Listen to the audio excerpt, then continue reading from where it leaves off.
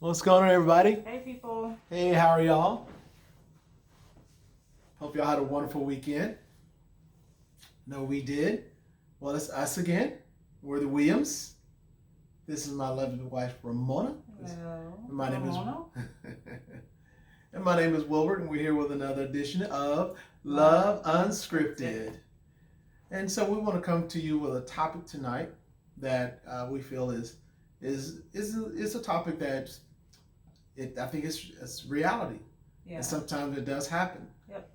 And so our topic tonight is everybody's problems doesn't have to be your problems. And so what we mean by that is this. There's sometimes we are aware or know people that are going through things and having situations in life. And the emotion of it's real. Yeah. And sometimes you can capture that emotion and be feeling sympathetic and empathetic for those that are having trouble in their lives, maybe having trouble in their marriage or having personal struggles in their lives, and you begin to embrace that. But everybody's problem doesn't have to be your problem. Mm-hmm. So you don't have to bring that home with you and have that emotion come out in your household. That's good. Just because others may be going through with a argument or disagreement and you may be aware of it, doesn't mean that's going to happen in your life or in your home or between you and your spouse. Yeah. It's clearly something that, that's in their household and you don't have to embrace it in yours. Mm-hmm. So, yeah, it's unfortunate that it might, be happening to someone, depending on what it is. I mean, it's unfortunate anytime people are not happy or, there are disagreements or whatever.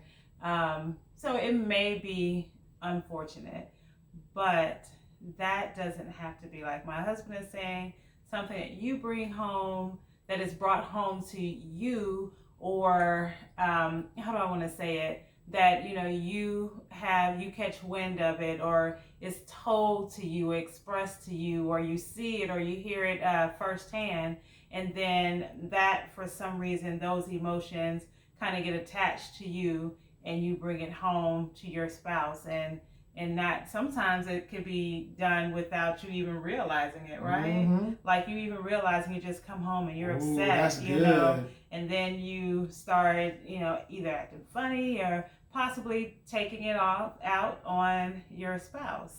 Yeah. It may be something that you heard through a cross conversation at your job, one coworker speaking to another. You may have seen something on television, reality TV. I think reality TV is, oh my gosh, overrated. Totally overrated. Just there are so many embellished things in reality TV that people just get so into, and they get into the character and they get into the scene or what's going on with them, and they want to know A, B, C, and D about them, and just follow up and follow up and follow up. But you got to keep in mind, everybody's problem doesn't have to be your problem. So those emotions that the TV's giving you, or you heard at the office, or something has happened somewhere with someone that you know about or heard about, you don't have to you definitely don't want to, what can I say, wear that garment of their issues and wear it around your home, because your spouse deserves much more. That's good. Your spouse deserves much more. You know what? I clearly remember, and I think this is kind of going along lines with what we're talking about, just kind of from a different angle. So I remember prior to us getting married. So this is my first and only marriage, right? And so I got married much later on in life, in my 40s. This is my husband's second marriage, and only last marriage. But let me say this. So I was having a conversation with someone who had also been previously married, right? And so guess what they tried to do? They tried to put on to me their thoughts about marriage, and oh girl, You sure you want to get married? Do you think it's going to work? And I can say without a shadow of a doubt, I know who my husband is. I know who I am. Absolutely, I know it's going to work. But that's one of those other people problem things. You know, she was coming to me with her experience with marriage. But what we don't understand. This is good. Right? So one of the things that we don't necessarily know, that I don't even know from this person that I was talking to, what was your communication like in your marriage? You know, what expectations were set in your marriage? What boundaries were there? How did you treat each other? How did you love on each other? What was your relationship like with your family members? How did you include, if there was a blended family, how did you include those children into your marriage, right? And so I know one thing that my husband and I did, and I would absolutely encourage anyone to do the same thing, is counseling, right? So we went to premarital counseling. We established some things. We put some things in order prior to us getting married. And one of the reasons why we are such advocates for marriage counseling, premarital counseling as well, is because there are some things you don't even consider on your own as a married couple, right? Like there are things that came up in our premarital counseling, like blew our minds. Like we didn't even think to consider that. We didn't even think to consider boundaries, which we know is a major issue that will come up in people's marriages, right? You know, you step outside of boundaries, but the boundaries were never set in the first place. So anyway, I say all of that to say, if I would have taken on her stance of, girl, this might not work, you know, how do you know? No. You know, I did not allow what her issues were in her marriage that she wasn't even in anymore to have an impact on me. Because if so, that could have been doomed for my marriage. I could have gone in with a mindset that wasn't healthy for our marriage to start with. So I took it on, and my husband is hearing this for the first time. And you know why? Because it didn't matter. It didn't matter to me. It wasn't an issue. It never would have happened. If anything, it's more of fuel, right? To know that I am my own person. We are our own marriage, our own covenant, and what we are led by God, and we trust each other in this marriage to do the things that we have established. So I think that's I'm talking a lot, babe. That's okay. I think that's one of the important things when you establish those foundational things around your marriage. The other people problem thing won't be an issue. You don't allow those things to impact you, the other people's problems. Because if anything, maybe what you could do is allow all that positivity overflowing from your marriage, because you have set some things into action to have an impact on people who might be struggling in that area. Absolutely. Yeah. Take a breath. So I love what my wife just shared, because unbeknownst to her, that happened to me. What? Yeah. You know, guys are like, man, you out the game. You got your life, you got your strength. You can just go, you can travel the world. You can do all of this, man. Why you want to get back into that, man? You can just do anything you want to now. It's not what I wanted. Period. It's not what I wanted. And this is what I wanted. I wanted a happy marriage. I wanted a sexy brown wife. Oh, brown. Yeah. Yeah. These are the things I wanted. I wanted joy, peace. I wanted to have someone that I can love for the rest of my life, and someone that is going to, be there for me, share her thoughts with me, share their heart with me, share their emotions with me, love me the way I deserve to be loved, and I can love them the way they deserve to be loved, and pull the best out of me. And you know what else? Prove them wrong. Prove them wrong. Yeah. Because everybody's problem doesn't have to be your problem. Yeah. And just because they may think that way doesn't mean you have to. Yeah. Just because they've thrown in the towel on marriage and being happy doesn't mean you have to. There's plenty of people out there that are good women and good men that deserve a good wife and or a good husband. Plenty. So don't give up. Don't take on somebody else's miserable thought process, because just like they say, misery loves company. Yeah. And it's so true. Yeah. And they don't want to be out there hung out, being the only one out. That's like, everybody else is happy, and that just makes them even more miserable. So they try to go and find somebody else that they can tag on to, latch on to, hook them in their jaw, like a fish, and drag them in to their situation. Ooh, I can visualize all of that. Yeah, don't let nobody hook you in the mouth with their mess. Come on. Find that lovely wife. Find that handsome husband. Go out there and let God lead, guide, and direct you to the one that's supposed to be your blessing. The one that's supposed to be your gift. Let God do it. Just trust God. Just like what my wife said, trust God. You're no longer two, but you one. You one. And if you trust Him, He'll do it. A man that finds a wife finds a good thing. And obtains favor from the Lord. And obtains favor from the Lord. And I'm telling y'all, we enjoy the Williamses enjoying some favor. Yes, we are. Yes, that is beautiful. Okay, that might take us into something totally different, but if I can just stay there for a second. Being able to be together, not allowing other people's mess and thoughts and all that good stuff kind of come into or prevent us from being married. Just that last part of that scripture, obtains favor from the Lord. So not only does He have favor, we have favor in our covenant. Yes. So His favor is my favor, right. It's our favor. And it is beautiful to be able to walk in that every day. Absolutely. Day, right? Wanners or winners. Yeah, that goes back to a video we did in the beginning. So go back and watch one of those. Check it out. If you haven't. Wanners or winners. Yeah, that's great. That's about being one. Being one. Yeah. Walking in agreement.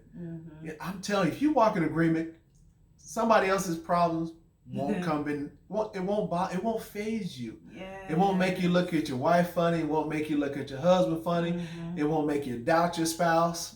Doubt your spouse. Did I just rhyme? Say no to doubting your spouse. Say no to doubting your spouse. Okay. You did rhyme the first time. I messed it up. Oh, okay. This is Love Unscripted.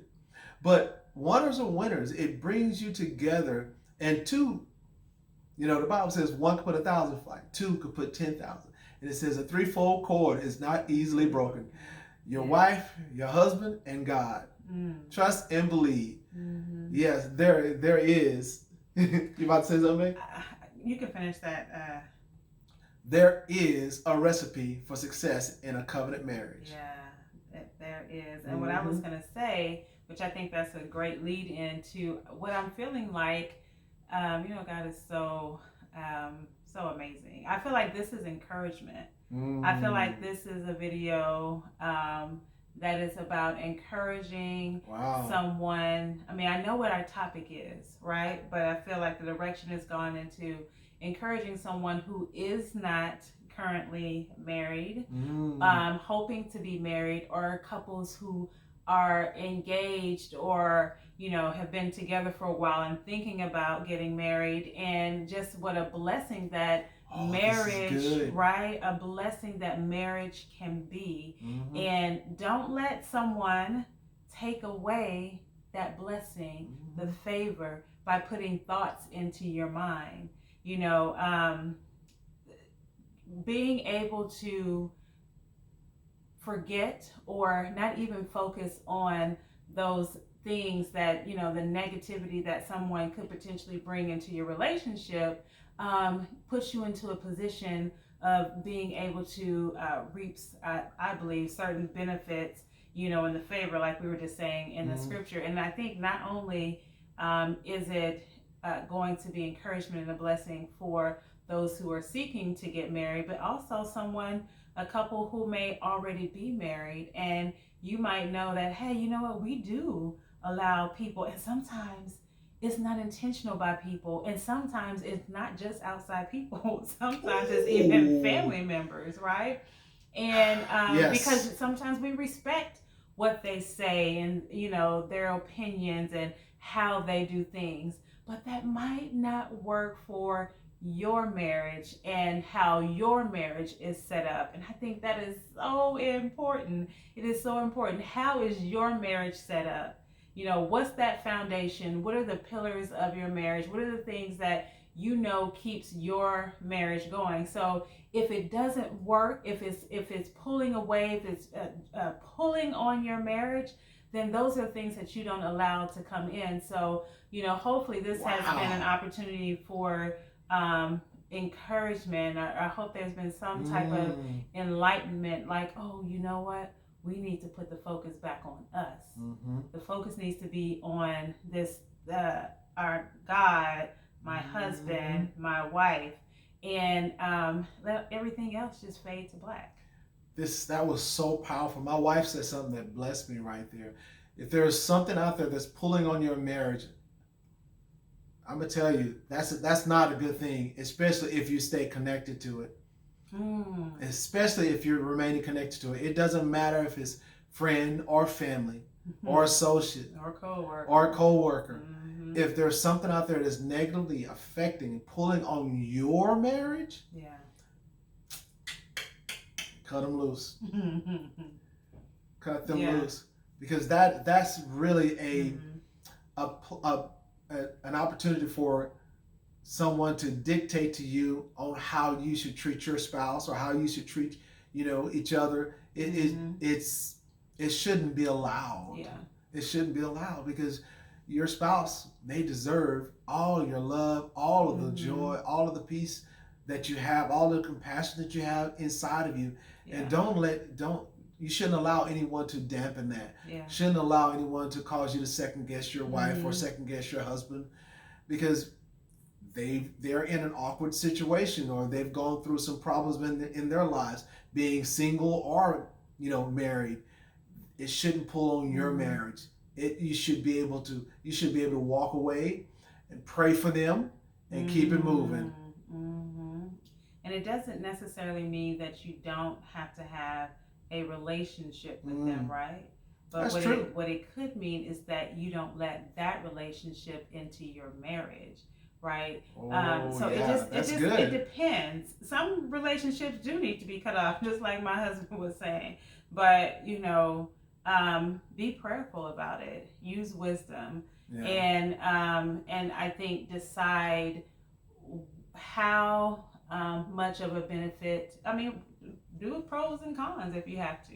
Yeah. What are the pros? What are the cons? And sometimes you just have to make sure you find that space where if they invade your that space, that sacred space, I think, of your covenant, and it's not being fruitful. Of course, it's not going to be fruitful. Mm. Anytime somebody has to invade something, it's not going to be fruitful, right? So then that has to go. Like, that Mm-hmm. has to go. It has Like, to. guard your marriage Guard it. and guard your marriage. Did you hear Yes. us say God your marriage? Like, God in your Yeah. marriage and guard your marriage. Yes. Yeah. Yes. Yeah.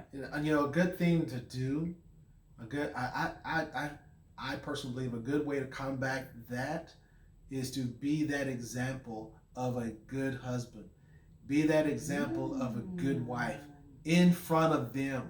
Ooh. Let them see Ooh. the possibilities Come on, of possibilities. yes, of a covenant marriage. Cause you know what it's gonna do. I'm sorry, I just had to jump in here. It's gonna shut them up. Yes. It's gonna shut them up. If every time they want to have, there is something to be said, and they come around you, and all they see is, man, their marriage is thriving. Mm-hmm. I see the favor. I see the Mm-hmm. blessing. I see the hand of God. Mm-hmm. I mean, what else can you say? At some point, they're gonna realize, okay, maybe I shouldn't be telling them this stuff. That's right. And then hopefully, your that overflow from your covenant will end up blessing them. Absolutely. And they won't have a need to say. There you go. I like what Right. my wife said. It'll shut them up. Shut them up. Wow. Remember, you're no longer two, but you are one. Everybody's problem, everyone's problem doesn't have to be your problem. Yeah, I feel like we've spoken already into their lives. We just pray for everyone watching this video, and we believe by faith in every need being met. I don't think I've ever done a blanket, just to speak into your life. But I speak every single need because God is just that great. He is just that vast. Yes. That it doesn't matter what it is. Something that some of our friends, we just got a chance to visit for the first time. Got to see the baby. Yes. And hello, guys. The wife said, God will meet you at the level of your faith. Yes. I believe that's how she said it. And I thought, oh, that is beautiful. I love the way she said that. And so in saying that, God can meet every single need at the level of your faith. So we just ask that you would continue to believe and have faith, and your marriage, your relationship to be, your marriage to be will be great, and everything surrounding your marriage, your family, your loved ones, your finances, your home, your job, your health, prosperity, whatever it is, wow, that it will be yours. All right, babe. So we say hope to you all, blessings to you all. And we say, you're no longer two, but you are one. You're one. And we did it. Love you, babe. Love you too, babe. All right, guys. That is it. That's it. Peace out. See you next time. And that's for you, babe. Bye-bye.